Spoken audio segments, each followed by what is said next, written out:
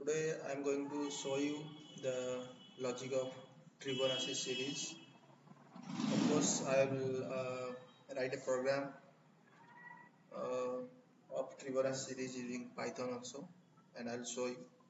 So the output should be like this: 0, 0, 1, 1, 2, 4, 6, 13. Like suppose my input is 5. So Tribonacci it means 3. So I have taken like input variable like a, b, c, a equals to 0, b equals to 0, and c equals to 1. So it will start like this: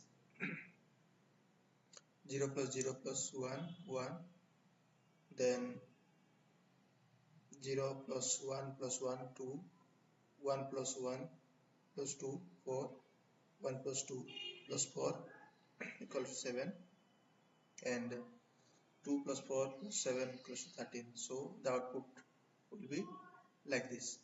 So let's go to that Python code. Already I have written that program for Tribonacci series. So here I will take the input and I will uh, number, I will iterate the number of time and the output will be placed here.